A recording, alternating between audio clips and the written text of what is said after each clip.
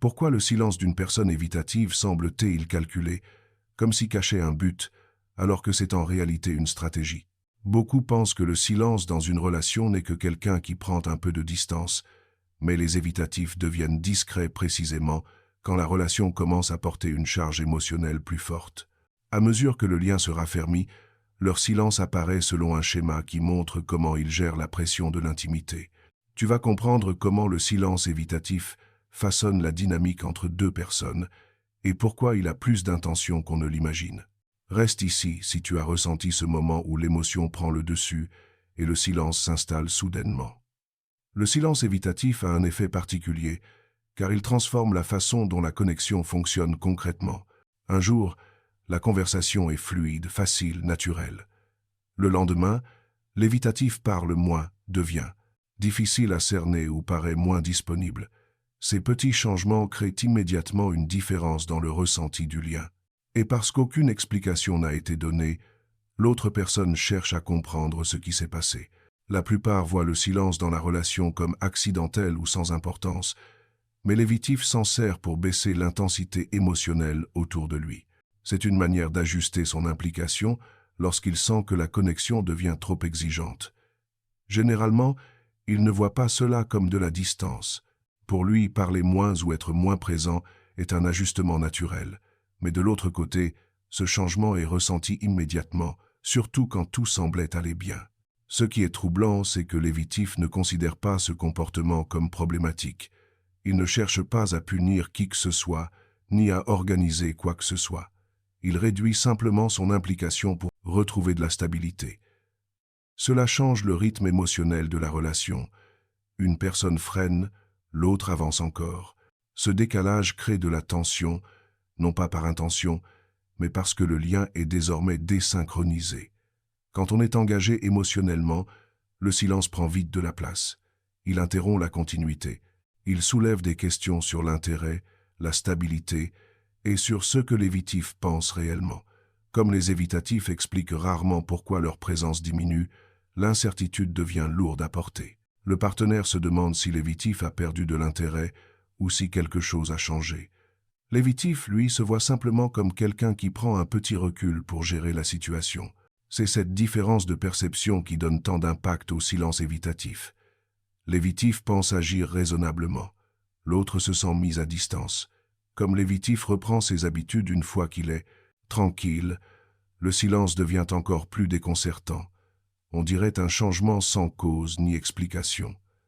À mesure que la relation avance, le partenaire finit par anticiper ses pauses. Il remarque que l'intimité amène toujours une baisse de communication.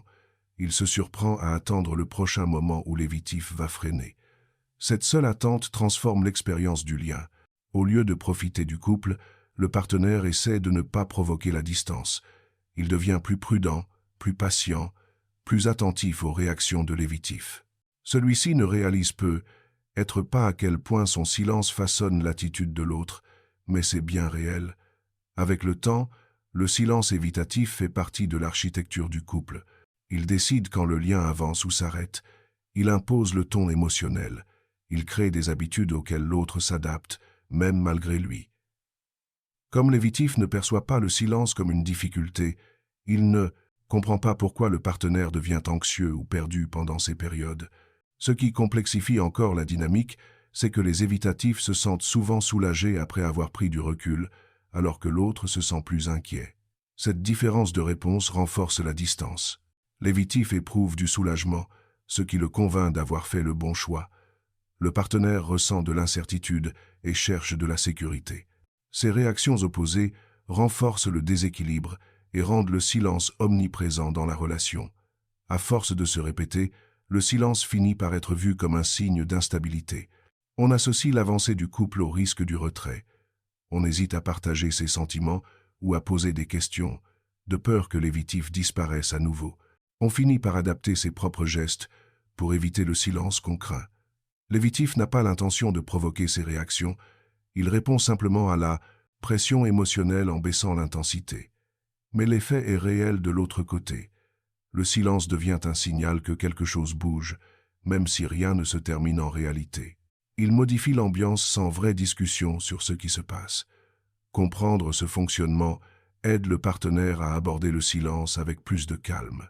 Plutôt que d'y voir un rejet, il peut comprendre que l'évitif régule son ressenti. Cela ne règle pas tout, mais ça empêche le partenaire de le prendre pour lui. Ça l'aide à garder ses repères émotionnels au lieu de réagir par peur. La façon la plus saine de composer avec le silence évitatif, c'est de garder sa propre cohérence. Pas besoin de courir après, d'interpréter, de presser. Inutile de remplir le silence d'explications. Continuer à vivre son rythme est ce qui aide le plus. Ça permet à l'évitif de retrouver sa stabilité sans se sentir traqué, et ça te protège, toi, de perdre ton équilibre. Quand tu restes ancré, le silence perd de sa force. Il ne définit plus le ton émotionnel du couple. L'évitif revient comme à son habitude une fois qu'il est prêt, et toi tu restes serein plutôt qu'anxieux. Cela transforme la dynamique. Ça n'enlève pas les traits évitatifs, mais ça réduit l'impact émotionnel qu'ils ont sur toi. Au fil du temps, ce mode de fonctionnement crée une relation plus équilibrée. Tu continues d'exister sans te dissoudre. L'évitif peut réguler ses émotions sans que tu doives porter le fardeau de son silence. Le lien devient plus stable, car tu ne réagis pas à tous les moments de distance. Le silence évitatif n'est pas un vide, c'est leur façon de contrôler le poids émotionnel. Le comprendre t'aide à ne pas te perdre dans le calme apparent. Quand tu réponds dans la sérénité, la dynamique devient plus simple pour chacun. Les évitatifs reviennent souvent à leur niveau normal de contact une fois rééquilibrés. Ils ne réalisent pas forcément l'effet de leur silence durant leur retrait. Pour eux, cette baisse de communication est juste une manière de diminuer la pression. Ils ne cherchent pas à transmettre un message ou à sous-entendre quelque chose. Ils font ce qui leur est familier quand les émotions sont plus lourdes. L'autre vit cette absence à l'opposé. Il attend, s'interroge, doute du lien. Quand l'évitif revient comme si de rien n'était, la différence des vécus devient flagrante. Cette divergence pousse souvent le partenaire à ajuster son comportement pour préserver le lien. Il parle moins, évite certains sujets, retient ses sentiments pour éviter un nouveau silence. Il finit même par se sentir responsable du maintien du couple, convaincu que le moindre faux pas fera reculer l'évitif à nouveau. Ces changements s'insinuent petit à petit, non parce que le partenaire manque de confiance, mais par besoin de stabilité. Il espère qu'en se montrant prudent, l'évitif restera régulier. Mais ça crée un déséquilibre. Une personne régule la connexion pendant que l'autre se régule elle-même. Les évitatifs ne voient jamais tout le poids que l'autre porte. Ils supposent que tout va bien puisqu'ils n'ont pas voulu signaler un souci. Ils croient que tout peut continuer comme avant. Pendant ce temps, le partenaire apprend à vivre avec la crainte que l'échange ralentisse sans prévenir. Cela change la manière d'exprimer de l'affection, de communiquer ses besoins, de montrer sa vulnérabilité. On devient plus prudent, même si ce n'est pas notre souhait. Sur la durée, cette logique crée une dynamique où le partenaire porte tout le fardeau de la stabilité émotionnelle. Il fait de la place au style d'adaptation de l'évitif, sans recevoir l'effort inverse. Ce n'est pas intentionnel de la part de l'évitif. Il ne ressent pas les mouvements émotionnels aussi fortement. Son silence est une solution pratique à l'inconfort, pas la preuve d'un manque d'attachement. Mais le partenaire, lui, perçoit le silence à travers le prisme du couple et en subit bien plus l'effet. Comprendre ce contraste est essentiel. Une fois que le partenaire comprend que le silence évitatif n'est pas un jugement sur sa valeur, il peut réagir plus sainement. Ça ne règle pas les réflexes de l'évitif, mais ça ancre mieux le partenaire. Au lieu d'imaginer qu'il y a un problème, il voit que l'autre prend juste du recul familier pour se gérer. Cette lucidité réduit la pression émotionnelle des deux côtés. Ça évite aussi à l'autre de trop réagir ou de se rapetisser pour fuir le conflit. La clef, c'est de ne pas répondre au silence de l'évitif par plus de silence. Il faut continuer à exister de façon stable, pas besoin de trop parler ou de combler les vides. Pas la peine de courir après ou d'exiger des explications. Nul besoin de diminuer ses besoins pour coller au rythme de l'autre. Continue ta vie, réponds normalement quand l'évitif revient, garde ton centre émotionnel. Cette stratégie te garde solide et laisse à l'évitif l'espace de se réguler sans pression. Quand tu restes cohérent, la relation devient plus tranquille. L'évitif sent moins de tension car tu ne t'emballes pas. Et toi, tu es moins anxieux parce que tu ne passes pas ton temps à interpréter ces silences. Le couple trouve son équilibre, chacun responsable de son propre vécu. Il y aura toujours des moments où l'évitif se mettra en retrait, mais ta façon de répondre ne sera pas dictée par la peur. Avec le temps, l'échange se fait sur des bases plus saines. Tu cesses de porter les stratégies d'adaptation de l'autre comme un fardeau personnel. Tu ne t'ajustes pas d'une manière qui érode ta sécurité. Au contraire, tu construis une connexion où tu restes présent sans perdre ta force. Les évitatifs réagissent bien à cette constance. Ils n'en parlent pas toujours, mais apprécient le calme que tu apportes en ne cherchant pas à gérer leurs émotions. Cette paisibilité leur permet parfois de devenir plus réguliers sur la durée. Ce n'est pas qu'ils changent d'attachement, c'est que la dynamique autour d'eux est moins tendue. Cela ne signifie pas qu'il faille accepter n'importe quel comportement ou supporter la relation à sens unique. Cela veut dire créer un environnement où l'échange est possible sans se sacrifier. Tu laisses l'évitif vivre son style sans lui donner les clefs de ton univers émotionnel. Tu lui donnes de la place sans disparaître. Cet équilibre offre un socle plus authentique au couple. Si tu veux tout de même voir la relation évoluer, le mieux est de rester honnête avec toi-même. Observe comment le silence de l'évitif t'affecte. Ressens-tu la stabilité ou l'épuisement? Te modifies-tu plus que tu ne le voudrais? Le but n'est pas de gérer l'évitif, mais de rester lucide sur ton vécu. En connaissant tes limites et tes besoins, tu donnes plus de chance au couple d'être sain. Beaucoup sous-estiment la puissance de rester émotionnellement solide. Quand tu continues ta route, en gardant tes amis, tes projets, tes routines, le silence de l'évitif cesse d'être une menace. Il peut rester inconfortable, mais il ne définit pas ton état intérieur. Cette stabilité change la dynamique positivement. L'évitif sent que le lien ne tourne pas seulement autour de sa présence. Toi, tu cesses de croire que la relation peut s'effondrer à tout moment. Souvent, le silence évitatif perd de son intensité quand le partenaire arrête de l'intérioriser. L'évitif peut encore prendre du recul, mais les pauses n'ont plus le même pouvoir. Le partenaire ne s'enferme pas dans des angoisses et la relation n'est pas menée par la peur. Les deux fonctionnent avec plus de clarté, ce qui rend l'environnement plus propice à l'épanouissement du couple. Parfois, l'évitif devient progressivement plus cohérent. Pas parce qu'il a changé son style d'attachement, mais parce que l'ambiance est moins oppressante. Il se sent en sécurité pour être présent sans redouter les exigences et la pression de devoir tout expliquer. Ce n'est pas que son style devienne sécure, c'est la dynamique qui devient plus vivable pour chacun. Il faut garder en tête que le silence évitatif reviendra à différents moments. C'est leur façon de faire face. Le but n'est pas de l'éradiquer, mais de l'inclure dans un fonctionnement qui ne déstabilise pas le couple. En restant calme, le silence devient plus facile à gérer. Tu ne le prends pas pour un rejet et n'y réagis pas dans la peur. Tu comprends l'attitude sans en prendre la responsabilité. La relation devient plus solide quand chacun fonctionne avec lucidité. L'évitif prend de la distance quand il en a besoin. Le partenaire garde sa stabilité sans s'effacer. Personne ne cherche à contrôler le vécu émotionnel de l'autre. Cet équilibre crée une place pour une vraie connexion, où chacun peut être lui-même. Le silence évitatif déroute vu de l'extérieur, mais quand on comprend ses codes, on sait quoi faire. Les périodes calmes ne te font plus perdre pied. Tu ne sautes pas aux conclusions ni ne crées des scénarios basés sur la peur. Tu réponds avec maturité, lucidité et confiance. Et si l'histoire doit continuer, ce sera sur une base stable. Beaucoup qui vivent une relation avec un évitatif remarquent que le schéma ne change jamais, peu importe l'étape. L'intérêt naissant, la période stable ou la proximité, tout suit la même séquence. Quand c'est chaleureux, l'évitif est là. Dès que le poids émotionnel augmente, il ralentit. Une fois rééquilibré, il revient. Ce schéma finit par être prévisible et le partenaire s'y adapte, non plus en fonction du moment présent, mais par anticipation de ce qui va suivre. Cette anticipation influence tout le comportement du partenaire. Il renonce à demander des explications, il hésite à exprimer ce qui pourrait être perçu comme de la pression, il cache ses propres besoins émotionnels par peur d'un nouveau recul. Il ne souhaite pas fonctionner ainsi, mais adapte lentement son attitude pour que l'évitif reste à l'aise. On perd alors l'accès à ses besoins profonds, on garde le lien, mais en s'ignorant un peu soi-même.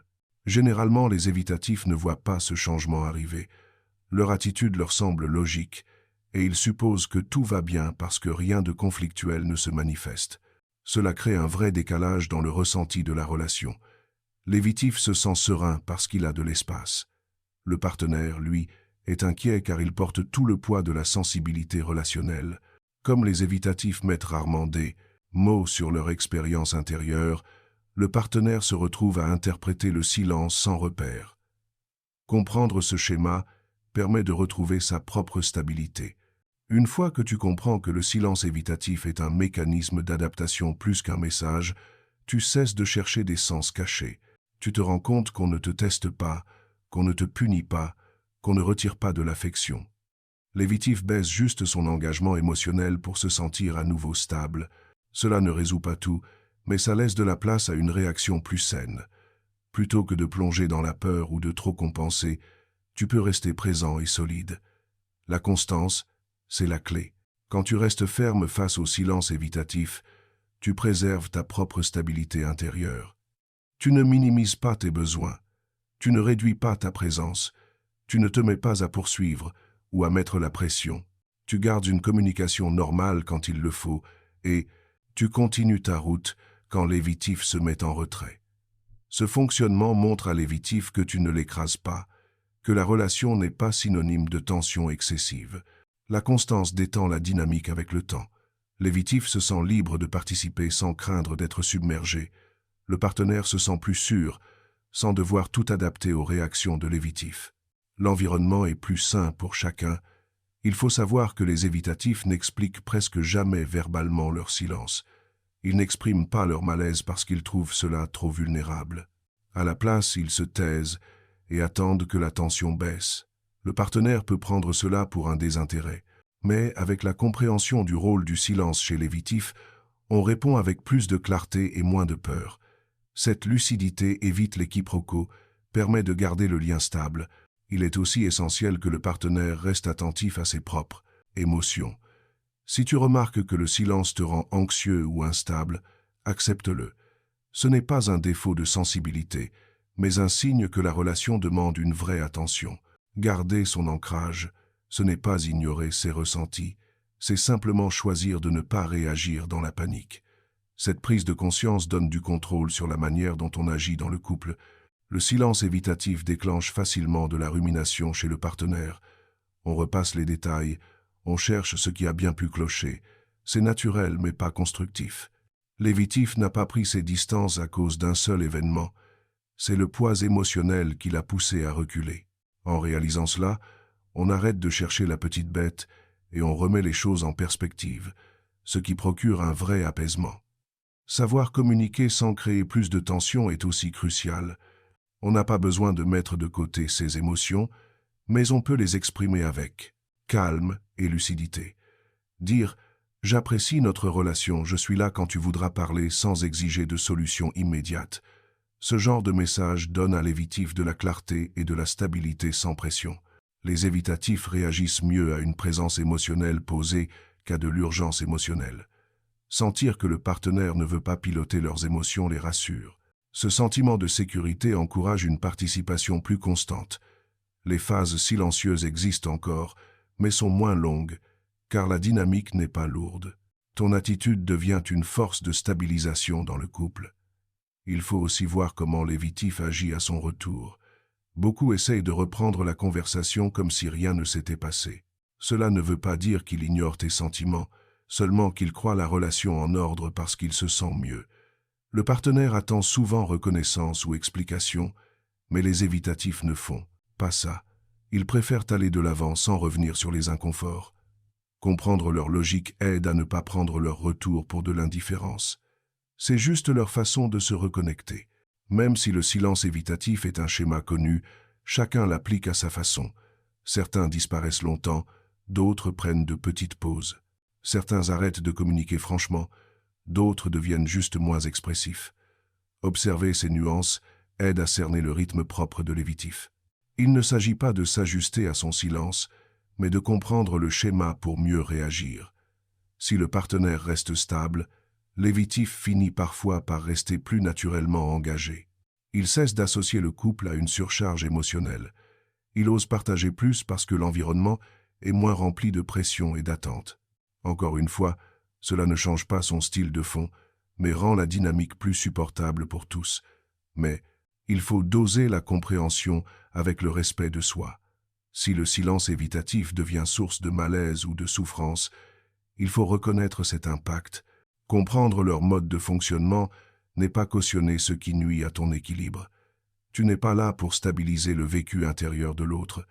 Ton rôle est de préserver ta stabilité en restant ouvert aux liens. Si la dynamique est trop déséquilibrée, il peut être temps de réfléchir sur le sens de la relation. Beaucoup de couples fonctionnent malgré le style évitatif. Si chacun fait preuve de lucidité, l'évitif apprend à réguler sans s'abstraire totalement. Le partenaire garde l'équilibre sans abandonner ce dont il a besoin. Tous deux apprennent à communiquer sans attendre l'impossible. Cet équilibre encourage des relations plus durables et épanouies. Le partenaire gagne aussi en confiance avec le temps. En réagissant avec constance au silence évitatif, on apprend à se fier à soi. On ne voit plus chaque pause comme une menace. On ne laisse plus ces moments redéfinir le couple.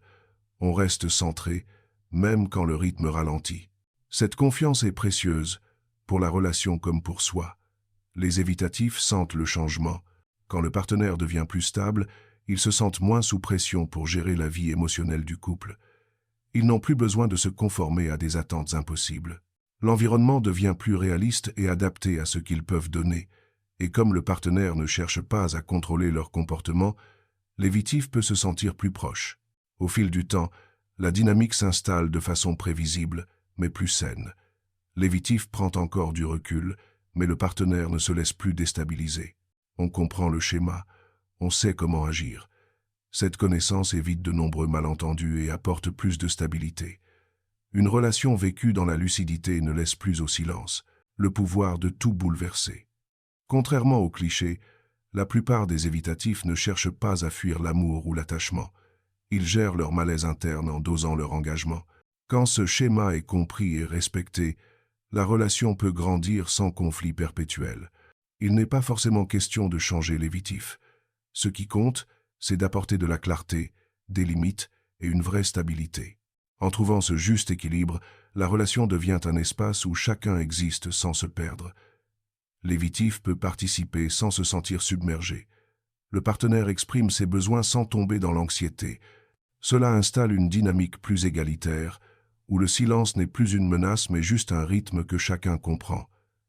Si tu as vécu ce silence évitatif, partage ton expérience en commentaire. Ça peut aider d'autres à mieux traverser ces moments. Et si cette vidéo t'a apporté clarté ou soulagement, pense à t'abonner pour plus de conseils sur les relations. Merci d'avoir regardé.